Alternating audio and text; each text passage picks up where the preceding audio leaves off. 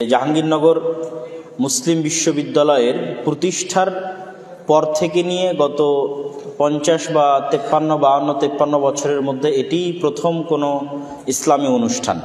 যখন আমাকে বললো যে গত 53 বছরে কোনোদিন এখানে ইসলামী অনুষ্ঠান প্রকাশ্যে হয়নি, তাই আমি বলছিলাম গত 53 বছরে এই বিশ্ববিদ্যালয়ে কি কোনো মুসলিম মায়ের দুধ পান করেছে এরকম কোনো সন্তান আসেনি? তো এক সফরে রাসূলুল্লাহ সাল্লাল্লাহু আলাইহি ওয়াসাল্লাম সাহাবীদের নিয়ে রওনা দিয়েছেন। দীর্ঘ যাত্রার কারণে শরীরে ক্লান্তি থাকার কারণে তারা রাত একটু দেরি করে ঘুমিয়েছেন। তো রাত একটু দেরি করে ঘুমানোর ফলে পরের দিন ফজরে উঠতে সকলের দেরি হয়েছে।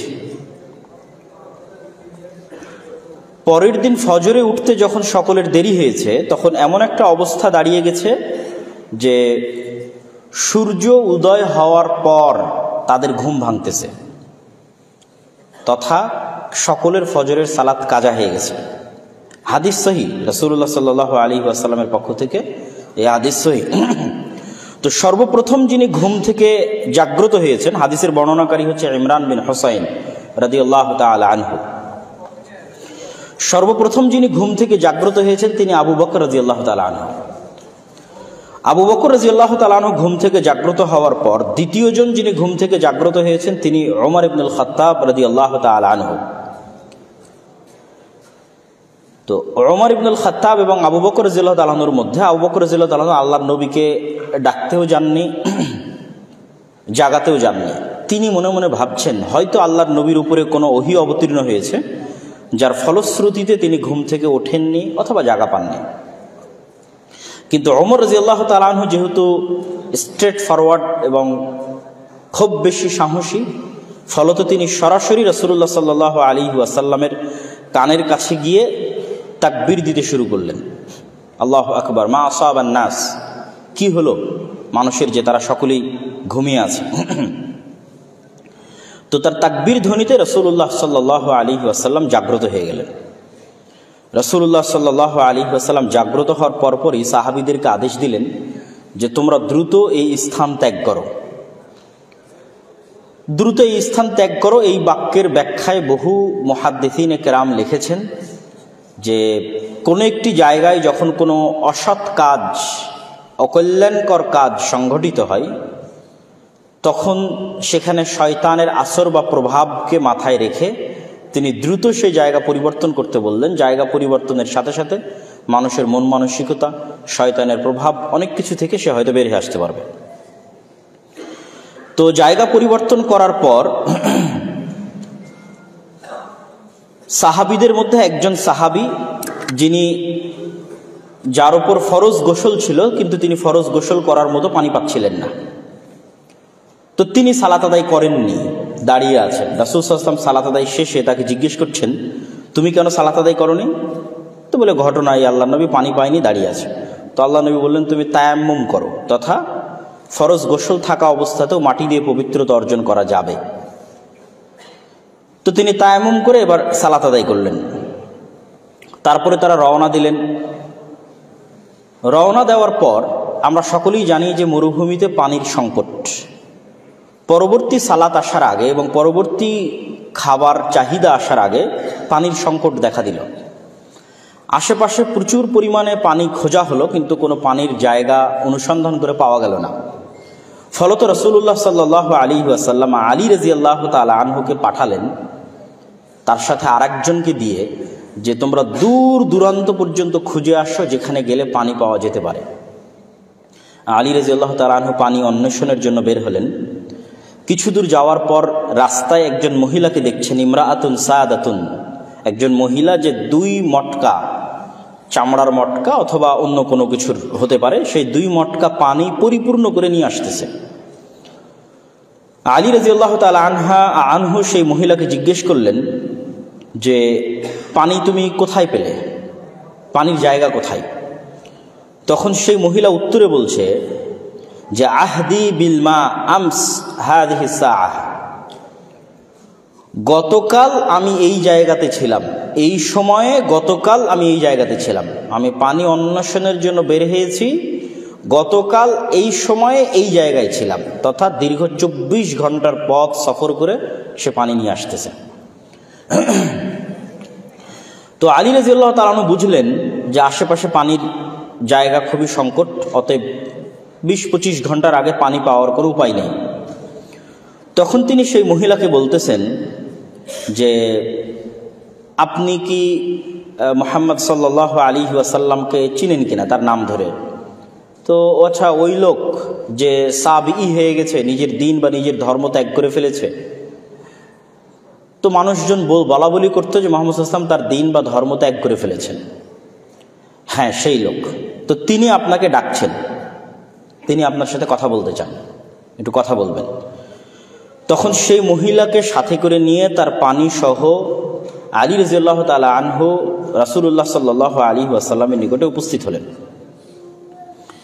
রাসূলুল্লাহ সাল্লাল্লাহু আলাইহি ওয়াসাল্লাম তাকে বলতেছেন যে তার পানি থেকে তারা পানি গ্রহণ করতে পারবে কিনা, এই মর্মে তার কাছে তিনি অনুমতি চাচ্ছেন। তো মহিলা বলছে যে আমার 2জন ইয়েতিম বাচ্চা আছে, আমি একজন বিধবা মহিলা, আমার ছেলে মেয়েদের আমি লালন পালন করি এবং আমি দেখাশোনা করি, তো আমি তাদের জন্য এই পানি সংগ্রহ করেছি। তখন রাসূলুল্লাহ সাল্লাল্লাহু আলাইহি ওয়াসাল্লাম তার পানি থেকে পানি সংগ্রহ না করে তাকে বললেন, ঠিক আছে, তোমার পানি থেকে আমরা পানি নিব না। সামান্য কিছু পানি সেখান থেকে আলাদা একটি মগে তিনি সংগ্রহ করলেন বা আলাদা কোনো কিছুতে সংগ্রহ করলেন, করে রাসূলুল্লাহ সাল্লাল্লাহু আলাইহি ওয়াসাল্লাম কিছু আয়াত অথবা কিছু দোয়া পড়ে সেই পানিতে ফু দিলেন। ফু দেওয়ার পর সেই পানি পুনরায় সেই মটকা বা সেই কলসের মধ্যে ঢেলে দেওয়া হলো। তারপরে তিনি সাহাবীদেরকে বললেন যে তোমরা এবার এখান থেকে পানি নেওয়া শুরু করো। সাহাবীরা ওই দিন কতজন ছিল আল্লাহ সুবহানাহু ওয়া তাআলা ভালো জানে, যতজন ছিল সবাই সেখান থেকে পানি নিলেন, ওযু করলেন, খাওয়া দাওয়া করলেন, নিজের সাথে থাকা চতুষ্পদ জন্তুকে খাওয়ালেন। কিন্তু ওই মহিলার পানি যে পরিমাণ ছিল, যতটুকু ছিল ততটুকুই থেকে গেল। ঘটনা এখানেই শেষ না, আমার উদ্দেশ্য এটি বলা না। আমি রাসূল সাল্লাল্লাহু আলাইহি ওয়াসাল্লামের নেতৃত্বের গুণাবলীর একটা অংশ তুলে ধরার জন্য আজকে এই একটা লম্বা হাদিস বলবো, বাকি পয়েন্টগুলো ধীরে ধীরে শেষ করে দেবো ইনশাআল্লাহ। এবার রাসূলুল্লাহ সাল্লাল্লাহু আলাইহি ওয়াসাল্লাম সাহাবীদেরকে বললেন যে তোমাদের কারো যদি চাদর থাকে তাহলে এখানে চাদর বিছাও। একজন সাহাবী চাদর বিছালো। তিনি বললেন তোমাদের যার কাছে যা আছে, খাদ্যদ্রব্য, জিনিসপাতি, খেজুর, ছাতু, ফলমূল, সে এখানে জমা দাও, টাকা পয়সা যার যতটুকু সম্ভব। তো সাহাবীদের যার কাছে যা যতটুকু ছিল সে সেখান থেকে ততটুকু ওই চাদরের উপর জমা দিতে লাগলো। জমা দিতে দিতে মোটামুটি একটা ভালো পোটলার মতো, একটা টুকলির মতো হয়ে গেল। রাসূলুল্লাহ সাল্লাল্লাহু আলাইহি ওয়াসাল্লাম সেটিকে বেঁধে ওই মহিলার হাতে দিয়ে বললেন, এই যে তোমার পানি যেভাবে ছিল সেভাবে, আর এই যে তার সাথে অতিরিক্ত আমাদের পক্ষ থেকে তোমার সন্তানদের জন্য হাদিয়া। এখানে যতজনের যার কাছে যা খাবার ছিল, টাকা পয়সা যা ছিল সেটা জমা করে তিনি সেই মহিলার হাতে দিলেন। সেই মহিলা সেগুলো নিয়ে ফিরে গেল। তার এলাকার মানুষজন তাকে জিজ্ঞেস করলো তোমার এত দেরি হলো কেন? তো বলে এই ঘটনা। তো সেই মহিলা সেখানে গিয়ে বলল যে পৃথিবীতে যদি সবচেয়ে বড় কোনো জাদুকর থেকে থাকে আর মোহাম্মদ যদি সত্যিই জাদুকর হয়, তাহলে আসমানের নিচে জমিনের উপর তার চেয়ে বড় জাদুকর কেউ হতে পারে না, আজকে আমি যা দেখেছি। আর যদি তিনি জাদুকর না হন, সত্যবাদী হন, তাহলে তিনি আসলেই সত্য নবী। ঘটনা চলতে থাকলো, দিন যায় রাত যায়। তো রাসূলুল্লাহ সাল্লাল্লাহু আলাইহি ওয়াসাল্লাম বিভিন্ন সময় বিভিন্ন মুজাহিদ বাহিনী প্রেরণ করেন। তো মুজাহিদ বাহিনী যখন কোথাও যায়, গন্ডগোল হয়, মারামারি হয়, যুদ্ধ হয়, কিন্তু কখনোই কোনো মুজাহিদ বাহিনী ওই মহিলা যেই গ্রামে থাকতো সেই গ্রামে গিয়ে কখনো আক্রমণও করেনি, সেই গ্রামে কাউকে কখনো কোনো কিছু জিজ্ঞেসও করেনি, কিছু বলেওনি। কিন্তু তার আশেপাশের বহু জায়গায় মুজাহিদদের সাথে যুদ্ধ হয়েছে, আর অনেক কিছু হয়েছে। তো একটা সময় তাদের মনের মধ্যে প্রশ্ন দেখা দেয় যে আশেপাশে যুদ্ধ বিগ্রহ হলো, আমাদের এখানে কেন কেউ আসে না? অথচ তখন মুহাম্মদ সাল্লাল্লাহু আলাইহি সাল্লামের দিন দিন তার ক্ষমতা এবং তার শক্তি এবং তার সামর্থ্য বাড়ছে।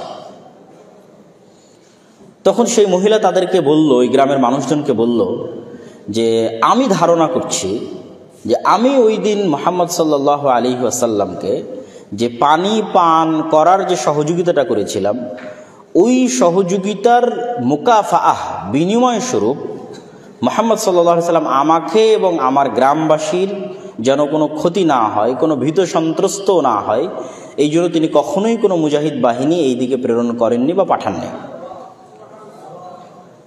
তো এই ঘটনার যে কয়েকটা পয়েন্ট আমাদের কাছে শিক্ষণীয়, সেটা হচ্ছে রাসূলুল্লাহ সাল্লাল্লাহু আলাইহি ওয়াসাল্লাম এমনি এমনি নেতা ছিলেন না। তিনি প্রত্যেকটা মানুষের ছোট থেকে ছোট প্রতিদান, ছোট থেকে ছোট সহযোগিতা স্মরণ রাখতেন। ছোট থেকে ছোট প্রতিদান সহযোগিতা স্মরণ রাখার পর তিনি সর্বোচ্চ পরিমাণে চেষ্টা করতেন সেটা পাল্টা প্রতিদান আদায় করে দেওয়া, পাল্টা প্রতিদান দিয়ে দেওয়া। তো এই ঘটনার কয়েকটা প্রশ্ন আমাদের মাথায় রাখতে হবে যে ওই মহিলা ছিল মুশরিকা, কাফেরা। আলী রাদিয়াল্লাহু তাআলা আনহু গিয়ে সশস্ত্র অবস্থায় থাকার পরেও সেই মুশরিক মহিলার নিকট থেকে পানি ছিনিয়ে নেননি। তো কাফের, এর কাছ থেকে পানি ছিনিয়ে নেন। ওই মহিলা যখন রাসূলুল্লাহ সাল্লাল্লাহু আলাইহি ওয়াসাল্লামের কাছে উপস্থিত হয়েছে, তখন সে একা, একে তো মহিলা মানুষ, দ্বিতীয়ত একা, আর বাকি ওখানে 500 জন থাকুক, 1000 জন থাকুক, সবাই সশস্ত্র। তখন রাসূলুল্লাহ সাল্লাল্লাহু আলাইহি ওয়াসাল্লাম তার সাহাবীদেরকে আদেশ দেননি যে এই মুশরিক, এর কাছ থেকে তুমি জোরপূর্বক নিয়ে নাও। তখনও তিনি সেই মহিলার কাছে অনুমতি চাচ্ছেন যে আমরা তোমার পানি ব্যবহার করতে চাই, অথচ মহিলা তখন একা, আর বিপরীতে যারা আছে তারা সশস্ত্র অবস্থায় আছে। তো মহিলা পানি ব্যবহারের পিছনে যখন অনুমতি দিল না, তখন রাসূলুল্লাহ সাল্লাল্লাহু আলাইহি ওয়াসাল্লাম তার পানি যে অবস্থায় ছিল সে অবস্থায় রেখেই ব্যবহারের জন্য তার যে মুআজিজা, আল্লাহর যে রহমত এবং বরকত, সে আল্লাহর সাহায্য চেয়ে ওই পানিকে ওসিলা বানিয়ে, মাধ্যম বানিয়ে তিনি তার পানি যে অবস্থায় ছিল সে অবস্থায় রাখার ব্যবস্থা করলেন। তাহলে প্রকৃত অর্থে মহিলার নিকট থেকে পানি নেওয়া হলো না, তার পানি যে অবস্থায় আছে সে অবস্থায় থাকলো। আমরা হলে বলতাম যে ঠিক আছে, আপনার পানিতে যে অবস্থায় আছে সে অবস্থায় থাকলো, তো ঠিক আছে আপনি যান, আপনার পানি তো আপনাকে বুঝিয়ে দিয়েছি। আবার সে তো মুশরিক, এই মুশরিককে এত দাম দেওয়ার দরকার আছে নাকি? কিন্তু রাসূল সাল্লাল্লাহু আলাইহি ওয়াসাল্লাম তার পানি যে অবস্থায় আছে সে অবস্থায় থাকার পরেও তিনি তার পানিটা ব্যবহার করে যে উপকারটা গ্রহণ করলেন, সেটার জন্য তিনি পাল্টা তখন ইনস্ট্যান্ট সব সাহাবীর নিকট থেকে সহযোগিতা জমা করে তাকে বুঝিয়ে দিলেন। তারা তো বলতে পারতো আর ওর যে 2 ছেলে আছে সেই 2 ছেলে মুশরিক, ওরা না খেয়ে মরলে আমাদের কি সমস্যা, না খেয়ে মরুক, ওরা যদি পানিও না পায় তাদের কি সমস্যা। কিন্তু না, তিনি তার পানি যে অবস্থায় সে অবস্থায় থাকার পরেও তাকে তিনি পাল্টা উপকার করছেন। দ্বিতীয়ত এই ঘটনা তিনি ভুলে যেতে পারতেন, কিন্তু ভুলে না গিয়ে তিনি বহুদিন পর্যন্ত এই ঘটনা স্মরণে রেখেছেন যে একজন মুশরিক মহিলার কাছ থেকে তিনি সামান্য একটা উপকার গ্রহণ করেছিলেন। তো তখন অত্র অঞ্চলের মানুষ দেখল যে তাদের গ্রামের একটা নিম্ন ঘরের, একটা সাধারণ ঘরের একজন মহিলাকে এত বড় একজন নবী, এত বড় একজন শাসক এত বড় মূল্যায়ন করতে পারেন, এই সামান্য একটা উপকার এতদিন স্মরণে রাখতে পারেন। তখন সমগ্র গ্রাম একত্রিত হয়ে ওই মহিলার সাথে রাসূল সাল্লাল্লাহু আলাইহি ওয়াসাল্লামের দরবারে এসে একসাথে ইসলাম গ্রহণ করল। তো রাসূলুল্লাহ সাল্লাল্লাহু আলাইহি ওয়াসাল্লামের এই নেতৃত্বের গুণাবলীগুলো আমরা মুসলমানেরা অর্জন করতে পারিনি। আমরা বাহ্যিকভাবে ইসলামের যে আচার অনুষ্ঠান আছে সেগুলো আমরা চেষ্টা করি পালন করার, সালাত, সিয়াম, হজ, যাকাত, কিন্তু অভ্যন্তরীণভাবে, মেন্টালি, মানসিকভাবে আল্লাহর নবীর অন্তর যেমন সাফ, পরিষ্কার, নিষ্কলুষ, পরোপকারী, সত্যবাদী, ন্যায়পরায়ণ, এই অভ্যন্তরীণভাবে আমাদের অন্তরে, মুসলমানদের অন্তরে সেই গুণাবলীগুলো নাই। ফলত আমরা বাহ্যিকভাবে আমাদের আচার আনুষ্ঠানিকতা পূরণ করলেও, পালন করলেও প্রকৃত অর্থে আমরা মুনাফিক। রাসূলুল্লাহ সাল্লাল্লাহু আলাইহি ওয়াসাল্লাম বলেছেন 4টা গুণ যদি কারো মধ্যে থাকে, আর এক হাদিসে বলেছেন 3টে গুণ যদি কারো মধ্যে থাকে, তাহলে সে মুনাফিকান খালিসা, খাঁটি, নিষ্কলুষ, নির্ভেজাল মুনাফিক। ইদা হাদ্দাসা কাযাবা, যখন কথা বলে মিথ্যা বলে, ওয়াইদা ওয়াদা আখলাফা, যখন ওয়াদা করে ভঙ্গ করে, ওয়াইদা তুমিনা খানা, যখন আমানত রাখা হয় তখন আমানতের খেয়ানত করে। তো আমানতের খেয়ানত মানে কি? আপনি বিশ্ববিদ্যালয়ের টিচার, সেটাও আমানত, বিশ্ববিদ্যালয়ের ছাত্র, সেটাও আমানত, প্রিন্সিপাল ভিসি সেটাও আমানত, প্রধানমন্ত্রী প্রধান উপদেষ্টা সেটাও আমানত, ওসি ডিসি এসপি মন্ত্রী সচিব সেটাও আমানত, বাড়ির কর্তা দায়িত্বশীল সেটাও আমানত। তো আমরা বাহ্যিকভাবে অনেক বড় ইবাদত গুজার দেখাই আমাদের মুনাফিকি ঢাকতে। আমাদের মধ্যে যে মুনাফিকিটা আছে তথা অন্তরটা মুহাম্মদ সাল্লাল্লাহু আলাইহি ওয়াসাল্লামের মতো, তার সাহাবীদের মতো পরিষ্কার, উদার, নিষ্কলুষ, সত্যবাদী, ন্যায়পরায়ণ নয়। অন্তরটা কলুষিত, মুনাফিক অন্তর। কিন্তু এই মুনাফিক অন্তরের মুনাফিকি ঢাকার জন্য আমরা বাহ্যিকভাবে আমাদের ইবাদতটা দেখাই। আপনি যদি প্র্যাকটিক্যাল উদাহরণ নেন, তাহলে যে মানুষটা বলছে যে আমি প্রশ্ন ফাঁসের টাকা আল্লাহর রাস্তায় দান করি, তাহলে তার অন্তরটা মুনাফিক। কেননা সে যে দায়িত্বে আছে সেই দায়িত্বের আমানতের সাথে সে কি করেছে? খেয়ানত করেছে। আর আল্লাহর নবী বলছে যে আমানতের খেয়ানত করে সে কি? মুনাফিক। তাহলে তার অন্তর মুনাফিক। কিন্তু অন্তরের এই মুনাফিকি ঢাকার জন্য সে বাহ্যিকভাবে দান করে, সালাত আদায় করে, হজ করে, উমরা করে, লম্বা দাড়ি রাখে, মাথায় টুপি রাখে। এরকম কত সিডিসি এসপি মন্ত্রী মিনিস্টার সচিব নেবেন যারা নিজ নিজ দায়িত্বের সাথে শতভাগ আমানতের খেয়ানতকারী, কিন্তু তারা নাকি আবার তাহাজ্জুদের সালাত আদায় করে। তার মানে তার অন্তরটা কি? মুনাফিক। এই পরিমাণ, এই ধরনের মুসলমানের সংখ্যা সবচেয়ে বেশি এখন। তো আমাদের দরকার নেতা মুসলিম। তো নেতা মুসলিম, মুসলিম নেতা যদি আমরা পেতে চাই, তাহলে তার অন্তর মুনাফিকি থেকে মুক্ত হতে হবে। সে যখন সালাত আদায় করবে, সিয়াম পালন করবে, হজ করবে, যাকাত দিবে, দান করবে, তখন তার ভেতরটা সত্যবাদী, আমানতদার, ন্যায়পরায়ণতার মতো, পরোপকারীর মতো গুণে গুণান্বিত হতে হবে। রাসূলুল্লাহ সাল্লাল্লাহু আলাইহি ওয়াসাল্লামের এই গুণাবলীগুলো, এই নেতৃত্বের এই গুণাবলীগুলো বলে শেষ করা সম্ভব নয়। তার সত্যবাদিতা, তার ন্যায়পরায়ণতা, তার আমানতদারিতা, তার পরোপকারিতা বলে শেষ করা সম্ভব নয়। এগুলো প্রত্যেকটা দিয়ে তিনি লিডারশিপ, অ্যাজ এ লিডার তিনি তার সমাজে জাহেলি যুগেও প্রতিষ্ঠিত, ইসলাম আসার পরও প্রতিষ্ঠিত।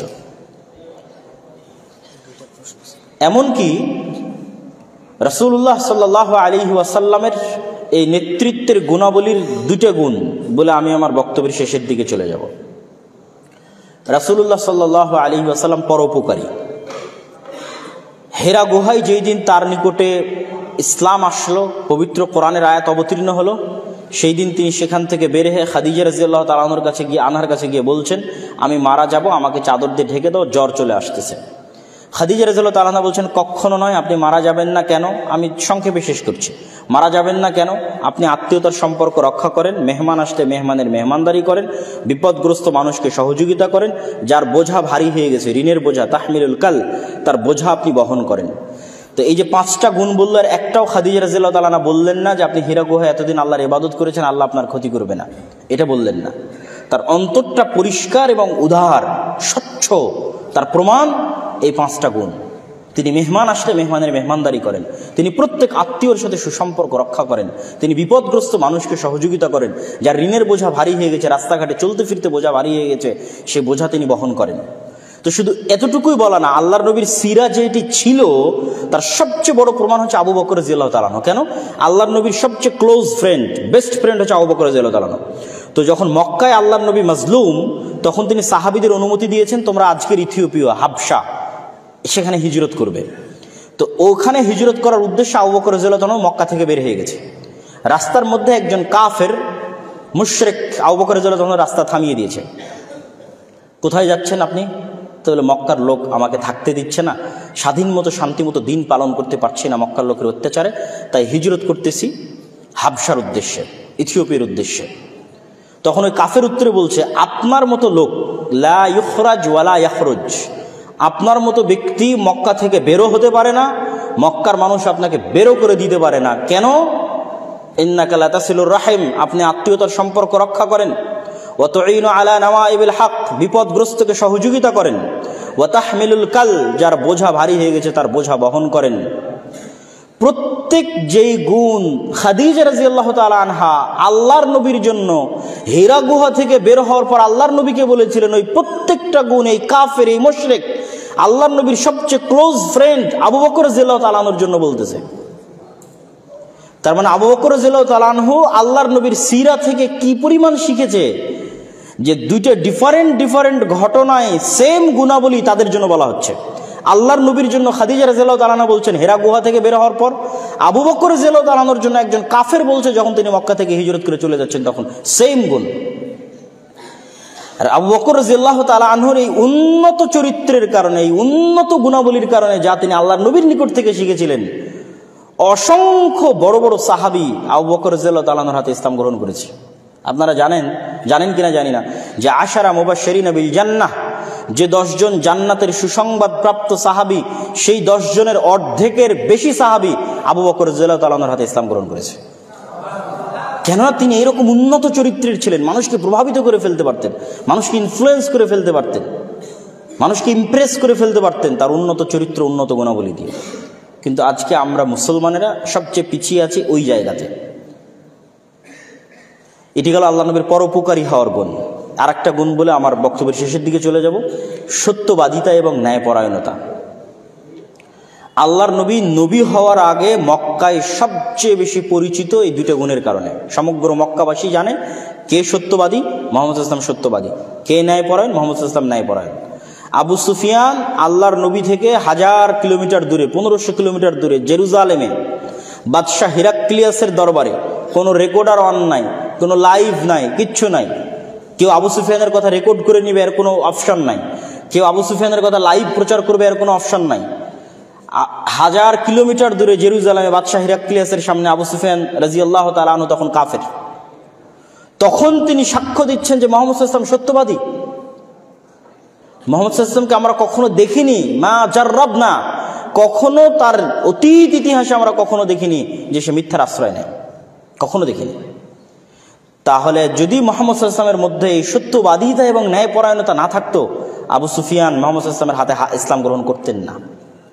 কেননা তো মুহাম্মদ সাল্লাল্লাহু আলাইহি ওয়াসাল্লাম নেতা হতে পারতেন না। যে আরেকজনের সাথে অন্যায় করে সে নেতা হতে পারে না, যে আরেকজনকে কটু কথা বলে সে নেতা হতে পারে না, যে আরেকজনের গীবত করে সে নেতা হতে পারে না, যে আরেকজনের সাথে হিংসা করে সে নেতা হতে পারে না। অসম্ভব। মানুষ তার থেকে দূরে সরে যাবে, মানুষ তার কাছে আসবে না, মানুষ তার হাতে ইসলাম গ্রহণ করবে না। কিন্তু মুহাম্মদ সাল্লাল্লাহু আলাইহি ওয়াসাল্লাম স্বচ্ছ, এত জুলমের পর, এত অত্যাচারের পর তিনি মানুষের প্রতি অন্যায় করেননি। তিনি তার নেতৃত্বের যে উন্নত গুণ ছিল সেটি বজায় রেখেছেন। ফলত মানুষ, বড় বড় নেতা তার কাছে সে ইসলাম গ্রহণ করতে সংকোচ করত না।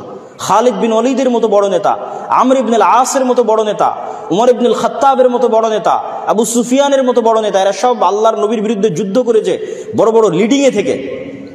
এত বড় বড় বিরোধী দলের এত বড় বড় নেতা হওয়ার পরও আল্লাহর নবীর সামনে এসে ইসলাম গ্রহণ করতে তাদের মধ্যে চুল পরিমাণ সংকোচ কাজ করেনি। কেন? একটাই কারণে কাজ করেনি, রাসূল সাল্লাল্লাহু আলাইহি ওয়াসাল্লামের স্বচ্ছ উন্নত চরিত্রের কারণে। কিন্তু সেই স্বচ্ছ উন্নত চরিত্র থেকে মুসলিমরা পিছিয়ে। ইউরোপ এবং আমেরিকায় বসবাস করা মুসলমানদেরকে দেখে আমি হতবাক হয়ে যেতাম। সবার কথা বলতেছি না, বহু মুসলমান ইউরোপ এবং আমেরিকায় গিয়ে মিথ্যার আশ্রয় নেয়। সরকারের কাছে, ইহুদি, খ্রিস্টান, কাফের সরকারের কাছে 2 টাকা বেশি পাবে এই জন্য মিথ্যা বলে। তাহলে এই মুসলমান যে মিথ্যার আশ্রয় নিচ্ছে সে তো তার আত্মমর্যাদা, আত্মসম্মান নষ্ট করে দিচ্ছে, সে ইসলামের মূল্যবোধ ধ্বংস করে দিচ্ছে। ইসলামের মূল্যবোধের একটা বড় অংশ হচ্ছে মানুষের সেলফ রেসপেক্ট। রাসূলুল্লাহ সাল্লাল্লাহু আলাইহি ওয়াসাল্লাম ইসলামী অর্থনীতির একটা মানদণ্ড দাঁড় করিয়ে দিয়েছেন, আল কানাআহ, অল্পে তুষ্টি। মানুষ সুদের ভিত্তিতে লোন নেওয়া এটা আরো পরে, কিন্তু কর্জে হাসানাও নিবে বিলাসিতার জন্য, যে পাকা মাটির বাড়ি টিনের করবে, টিনের বাড়ি পাকা করবে, মোটরসাইকেল নাই নিবে, ফ্রিজ নাই নিবে, এসি নাই নিবে, এই ধরনের কাজের জন্য কর্জে হাসানা নিবে, সুদ ভিত্তিকের কথা বলতেছে না, নিবে। এটার প্রতি আল্লাহর নবী অনুৎসাহিত করেছে। কেন? যখন আপনি একবার কর্জে হাসানা নিবেন, সে আপনার কাছে টাকা চাইবে, দিতে পারবেন না, মিথ্যার আশ্রয় নেবেন। যখন আপনি নিজে মিথ্যা বলবেন, আপনার পরিবার মিথ্যা বলবে, আপনার স্ত্রী মিথ্যা বলবে, তখন এদের কারো সেলফ রেসপেক্ট নাই, আত্মসম্মান নাই, এরা কখনোই নেতা হতে পারবে না, এরা তো গোলাম থাকবে। এই পরিবার থেকে কখনো নেতার জন্ম হবে না, মহাবীরের জন্ম হবে না, মহাপুরুষের জন্ম হবে না। কেন? সেলফ রেসপেক্ট হারিয়ে ফেলেছে, এমনি গোলাম হয়ে গেছে। এই জন্য অভ্যন্তরীণভাবে স্বাধীন থাকার জন্য, অভ্যন্তরীণভাবে নেতা হওয়ার জন্য শতভাগ আত্মসম্মান, আত্মমর্যাদা থাকার জন্য সত্যবাদিতা, ন্যায়পরায়ণতা এগুলোর বিকল্প নাই। বক্তব্যের শেষের দিকে এসে আমি আপনাদেরকে কয়েকটি উদাত্ত আহ্বান জানাতে চাই। জাস্ট একটু ভেঙে ভেঙে দু একটি উদাত্ত আহ্বান জানাবো। প্রথমত, আপনারা আপনাদের পার্শ্ববর্তী দেশ ভারতকে দেখেন, তারপরের একটু দূরে মধ্যপ্রাচ্যে ইসরায়েলকে দেখেন। গত 24 ঘন্টায় ইসরায়েল সিরিয়ার 500-র অধিক জায়গায় বোমা হামলা চালিয়েছে। পৃথিবীর কাউকে জিজ্ঞেস করার প্রয়োজন মনে করেনি, পৃথিবীর কারো অনুমতি নেওয়ার প্রয়োজন মনে করেনি, না জাতিসংঘ, না আমেরিকা, কারো না, ড্যাম কেয়ার। কিন্তু তারা ভ্রান্তির উপর কতটা অ্যাগ্রেসিভ, কতটা উগ্র, কতটা কট্টর হতে পারে ভ্রান্তির উপর। আপনাদের পার্শ্ববর্তী দেশের যারা হিন্দুত্ববাদী দল, তারা তাদের ভ্রান্ত, সবাই জানে, আপনারাও জানেন, ভ্রান্তির উপর তারা কতটা কট্টর হতে পারে, কতটা শক্ত হতে পারে। আর আপনারা মুসলমানেরা বলতেছেন যে না, আমরা স্বাধীন হয়েছি, আমরা খুব সাহসী। আমি বলি, আপনারা সেই দিন স্বাধীন, সেই দিন সাহসী, তারা ভ্রান্তির উপর দাঁড়িয়ে যদি বলতে পারে যে আমরা অখণ্ড হিন্দুত্ববাদী ভারত প্রতিষ্ঠা করব, মানে হিন্দু ধর্ম একটা ভ্রান্ত ধর্ম, এটা আপনি জানার পর আপনি দেখছেন এই ভ্রান্তির উপর কতটা শক্ত যে আমরা হিন্দুত্ববাদ রাষ্ট্রীয়ভাবে প্রতিষ্ঠা করতে চাই। তাহলে আপনি কিসের সাহসী যদি আপনি বলতে না পারেন যে আমরা বাংলাদেশে রাষ্ট্রীয়ভাবে ইসলাম প্রতিষ্ঠা করতে চাই? আপনি সাহসী না, আপনি ভীরু কাপুরুষ। আর এই ভীরুতা, এই কাপুরুষতা আপনাকে শিখিয়েছে সেকুলারিজম। সে কেন সেকুলার হয় না? ইসরায়েল কেন সেকুলার হয় না? অসংখ্য ইউরোপের খ্রিস্টান কান্ট্রি, তারা কেন উগ্র খ্রিস্টান পন্থার দিকে এগিয়ে যাচ্ছে? সেকুলারিজমের দ্বার শুধু মুসলমানের জন্য, অথচ স্বয়ং ভারত রাষ্ট্র প্রতিষ্ঠা হয়েছিল সেকুলারিজমের উপর, আর পাকিস্তান আর বাংলাদেশ প্রতিষ্ঠা হয়েছিল ইসলামের উপর। সেই পাকিস্তান আর বাংলাদেশ সেকুলারিজমের দ্বার শিখতে শিখতে অনেক বড় মাপের সেকুলার হয়ে গেছে। আর ভারত প্রতিষ্ঠা হয়েছিল সেকুলারিজমের জন্য। গান্ধীর কথা বলেন, জওহরলাল নেহরুর কথা বলেন, মাওলানা আবুল কালাম আজাদের কথা বলেন, তারা কট্টর হিন্দুত্ববাদের দিকে চলে গেছে। সম্মানিত উপস্থিতি, যদি মুসলমানেরা বলে যে আমরা স্বাধীন, তাহলে সেই স্বাধীনতার জন্য বুক ফুলিয়ে ঘোষণা দিতে হবে যে আমি আমার দিনের উপর কট্টর, কোনো কম্প্রোমাইজ ছাড়া। তাহলে আপনি স্বাধীন। যেই দিন এটা স্বাধীনভাবে ঘোষণা দিতে পারবেন, সেই দিন স্বাধীন। আমি যেহেতু ইহুদি জাতিকে দেখেছি, আর আপনারা দূর থেকে দেখতেছেন, যেই জাতি আর এক দেশের 500 জায়গায় বোমা হামলা করতে পরোয়া করে না, সে তাদের নবীর সুন্নাত দাড়ি রাখার জন্য পরোয়া করবে? কাউকে পরোয়া করে না। এই জন্য ওরা শতকরায় বেশি ইহুদি দাড়ি রাখে। ড্যাম কেয়ার, 500 জায়গায় বোমা হামলা করতে আমি পরোয়া করি না, তা আমি আমার দিন পালন করতে কাকে পরোয়া করবো? কিন্তু আপনি রাষ্ট্রে ইসলাম বহুদূরের কথা, আপনি ব্যক্তি জীবনে ইসলাম পালন করতে 10 বার পরোয়া করেন, পারিবারিক জীবনে ইসলাম পালন করতে 10 বার চিন্তা করেন। তো গোলামির মানসিকতা তো এখান থেকে শুরু হয়েছে। আপনি নেতা হবেন কিভাবে? আপনার মধ্যে হেজিটেশন তো, দ্বিধা তো এখান থেকে শুরু হয়েছে। আপনি মানসিকভাবে কলোনিয়াল মাইন্ড সেট আপ বহন করছেন যে একজন মানুষ যদি প্যান্ট শার্ট টাই থাকে তাহলে সে স্মার্ট, ইংরেজি বলতে পারলে স্মার্ট, না বলতে পারলে স্মার্ট না। আপনি যান ইংল্যান্ডের পার্শ্ববর্তী যে দেশগুলো আছে, স্পেন, ইতালি, ফ্রান্স, ওরা ইংরেজি বলে কি না? ইংরেজি শিখতে হবে না কথা বলছি না, কিন্তু ফরাসিরা, স্প্যানিশরা, ইতালিয়ানরা মেন্টালি আমাদের চেয়ে বেশি স্বাধীন মানসিকভাবে। কেউ ড্যাম কেয়ার, পরোয়া করে না আমি কেন ইংরেজি শিখবো, ও আসে আমার ভাষা শিখুক। মানে মানসিকভাবে সে বেশি স্বাধীন। আর আমরা মানসিকভাবে কলোনিয়াল মাইন্ডসেটটা বহন করার জন্য এখন পর্যন্ত গোলাম, আর আমাদেরকে গোলাম বানিয়ে রেখেছে সেকুলারিজম। এই জন্য এই সেকুলারিজমকে শত্রু বানাতে হবে। কিরকম শত্রু বানাতে হবে? যেমন ইব্রাহিম আলাইহিস সালাম ঘোষণা দিয়েছিল, কাফারনা বিকুম আমাই ইয়াকফুর বিত্তাগুত। ইব্রাহিম আলাইহিস সালাম ঘোষণা দিয়েছিল, শোনো, তোমরা যেই মূর্তির ইবাদত করো সেই মূর্তি আর তোমাদের সবগুলোর আমি কুফরি করলাম, অস্বীকার করতেছি, ওপেন প্রকাশ্যে। তোমাদের মূর্তির প্রকাশ্যে অস্বীকার করতেছি, কুফরি করতেছি, তোমাদের প্রকাশ্যে অস্বীকার করতেছি, কুফরি করতেছি। এবং তিনি নিজেকে তাদের থেকে সম্পূর্ণরূপে মুক্ত ঘোষণা করেছেন। তা আপনি নিজেকে মুসলিমও দাবি করবেন, আবার মিনমিন করে সেকুলারিজমেরও কথা বলবেন, তাহলে আপনার ঈমান এখনো পূর্ণাঙ্গ হয়নি।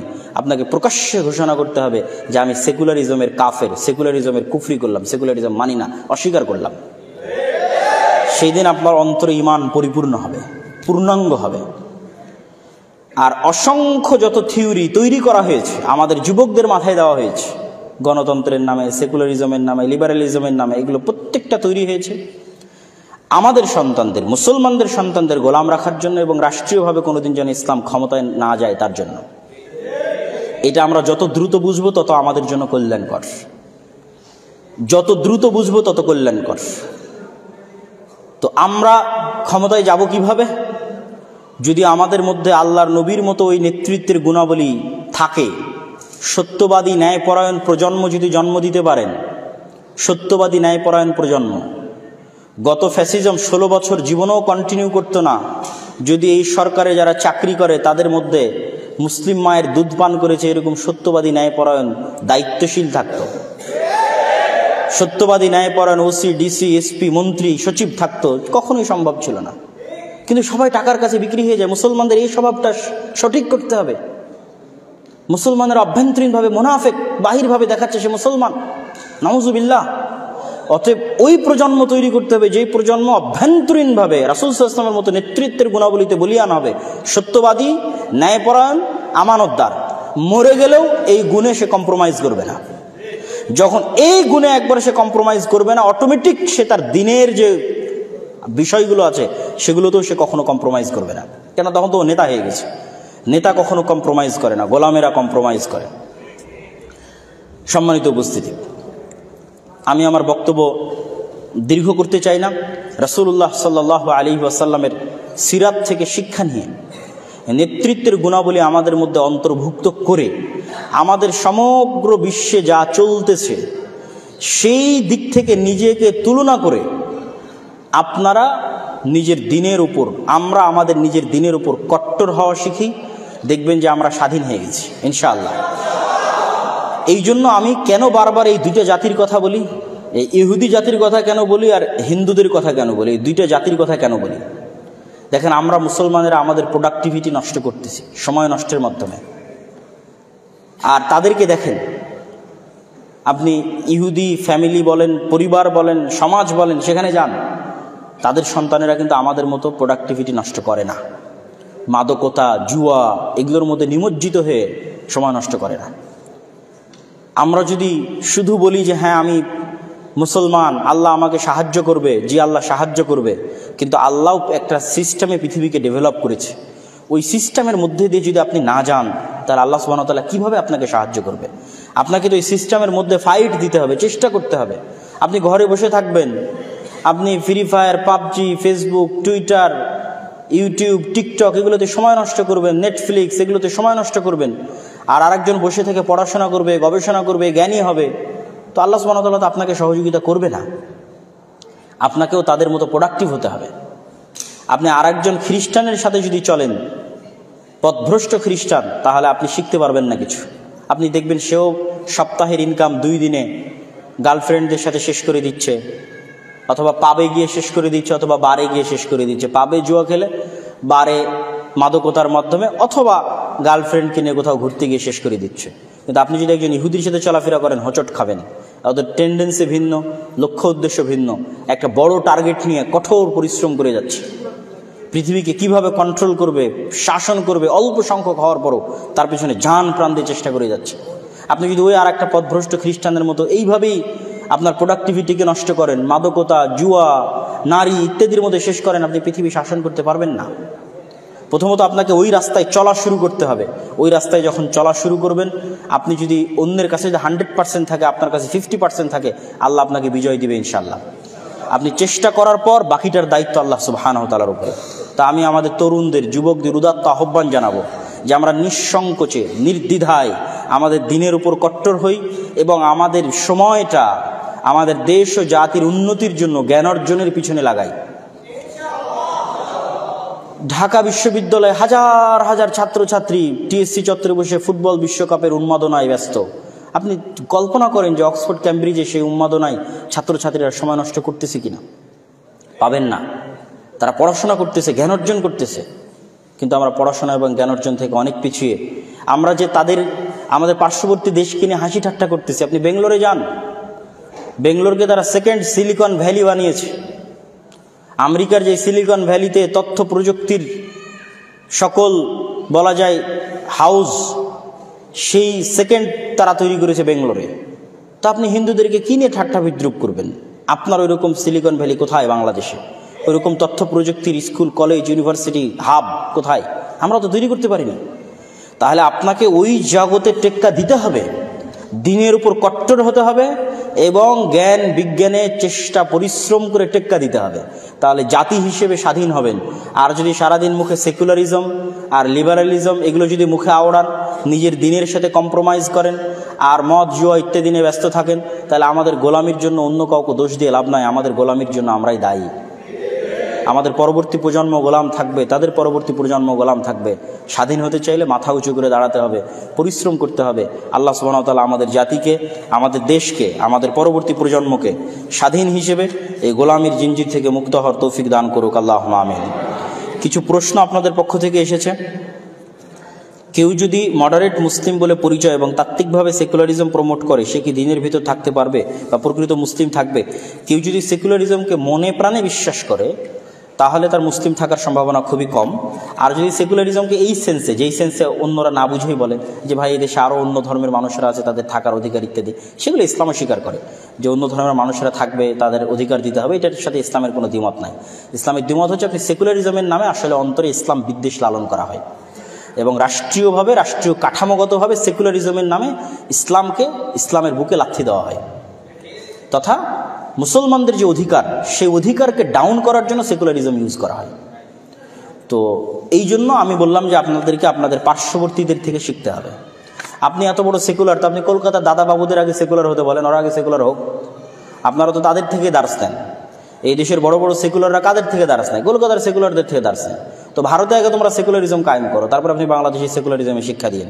ভারতে যদি তারা হিন্দুত্ববাদ কায়েম করে, তো বাংলাদেশে ইসলাম কায়েম করতে সমস্যা কি?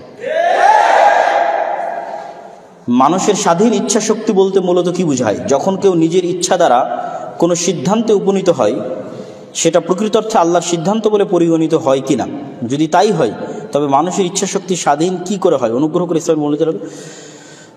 প্রথমত, আল্লাহ সুবহানাহু ওয়া তাআলার ইচ্ছা শক্তি বলতে আল্লাহর অনুমতি, আল্লাহর পারমিশন, এবং এটা আল্লাহ সুবহানাহু ওয়া তাআলার একটা সিস্টেম, যে সিস্টেমের উপর তিনি ডেভেলপ করে পৃথিবীকে ছেড়ে দিয়েছেন। আর স্বাধীনভাবে চিন্তা করার কল্পনা, সিদ্ধান্ত মানুষের।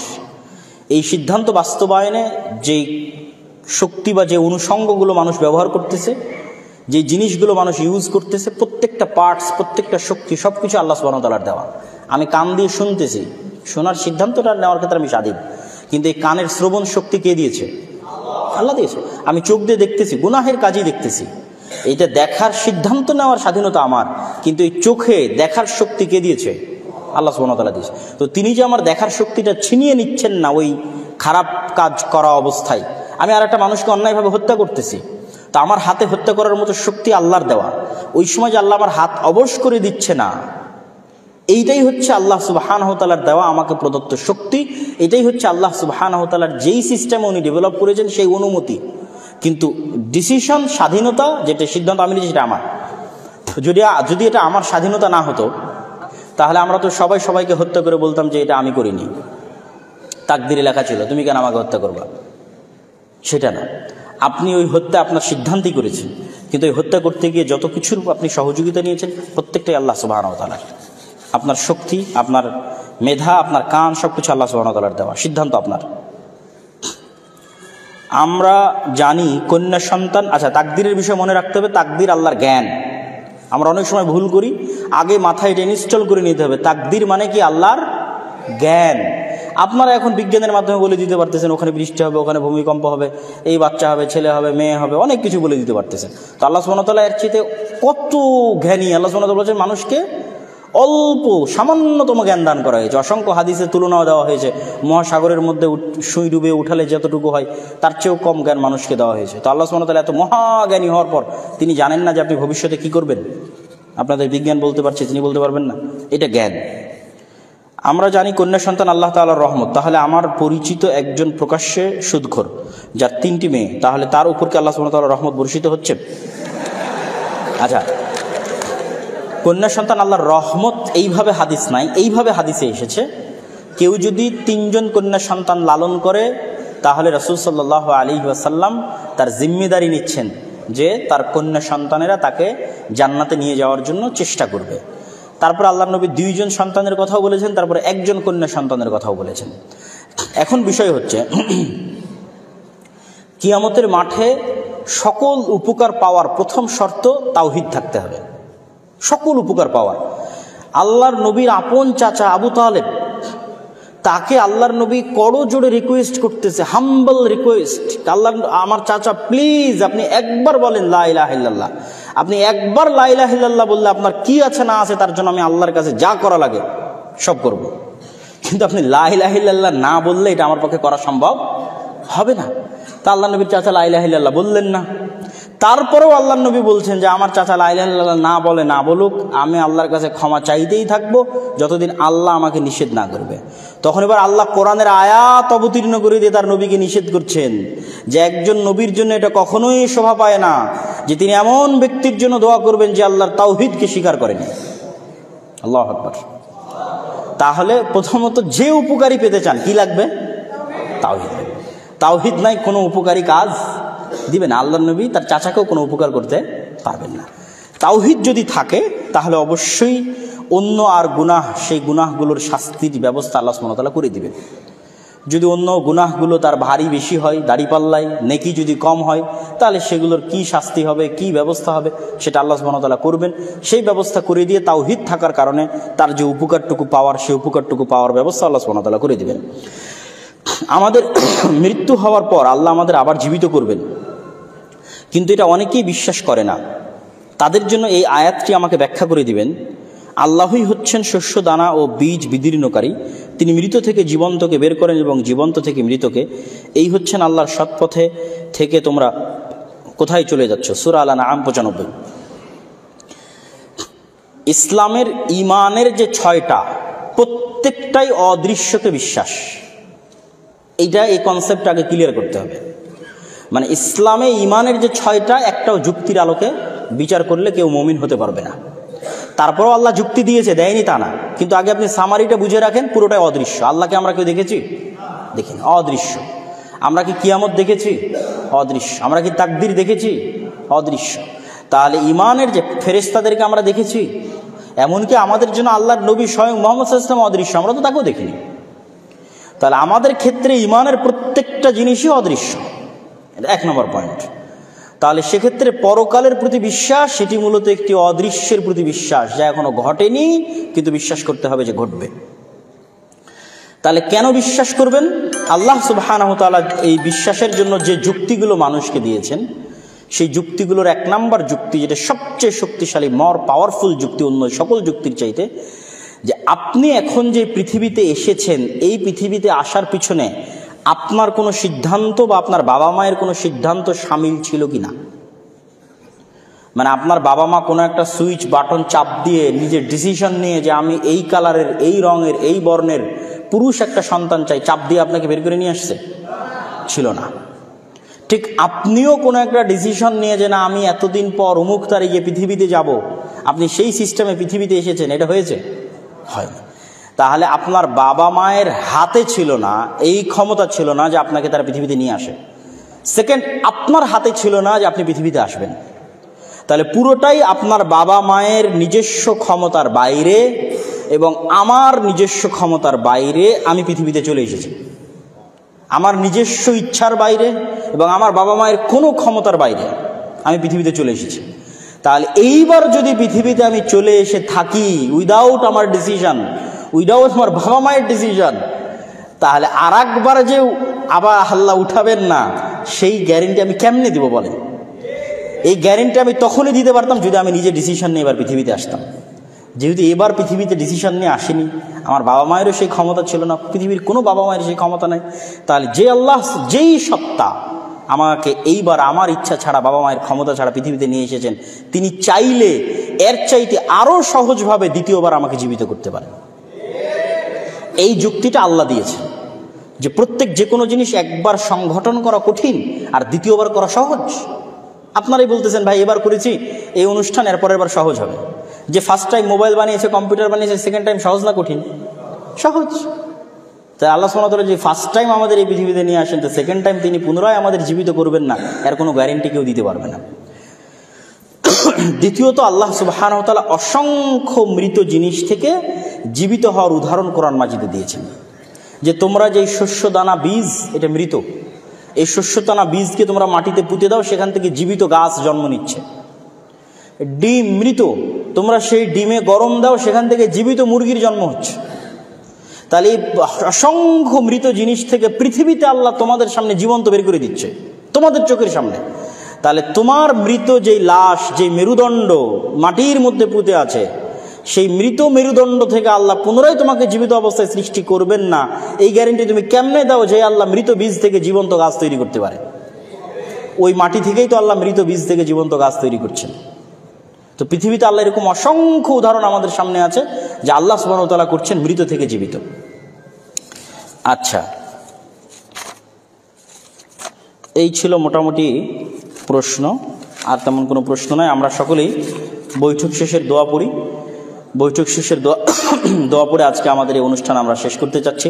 সবাই আমার সাথে একটু বৈঠক শেষের দোয়া পড়বেন। আর আরেকটি কথা, আমাদের মিরপুর 12-তে দাওয়া সেন্টার আছে, যেখানে প্রতি শনিবার বাদ আসর আমি নিজে কিতাব ভিত্তিক দার্স দিই। আজকেও দিয়ে আসলাম। অনেক ভাই, বিশেষ করে আপনাদের স্টুডেন্টরাই বিভিন্ন বিশ্ববিদ্যালয়, জাহাঙ্গীরনগর ইউনিভার্সিটিরও 2-3 জন স্টুডেন্ট সেখানে নিয়মিত যায়, আমি চিনি তাদেরকে। এখন এখানে আমি দেখতে পাচ্ছি কিনা বলতে পারবো না। তো প্রতি শনিবার বাদ আসর একদম মিরপুর 12 বাস স্ট্যান্ডের অপোজিটে বাটার একটা শোরুম আছে, প্রিন্স বাজারের পাশের বিল্ডিং, লিফটের 5। তো আপনাদের পক্ষে যদি সম্ভব হয় প্রতি শনিবার সেখানে আসা বা মাঝে মধ্যে আসা, আমাদের এই দাসটা চলমান থাকবে। এবং চাইলে মাঝে মধ্যে সেখানে জুমার সালাতও আদায় করতে পারেন, তাহলে আপনাদের সাথে সাক্ষাৎ হবে, পরামর্শ হবে, আরও ভালোভাবে দাওয়াতি কাজের বিষয়ে ভবিষ্যৎ পরিকল্পনা তৈরি করা যাবে। আল্লাহ সুবহানাহু ওয়া তাআলা আমাদের যুবকদেরকে অত্র অনুষ্ঠানে উপস্থিত সকলকে, আয়োজককে, শিক্ষক মণ্ডলীকে, যারা যেভাবে সহযোগিতা করেছেন সকলকে আল্লাহ সুবহানাহু ওয়া তাআলা কবুল করুক, আল্লাহুম্মা আমিন। সকলকে আল্লাহ সুবহানাহু ওয়া তাআলা জাযায়ে খায়র দান করুক, আল্লাহুম্মা আমিন। সুবহানাকা আল্লাহুম্মা ওয়া বিহামদিকা আশহাদু আল্লা ইলাহা ইল্লা আনতা আস্তাগফিরুকা ওয়া আতুবু ইলাইক।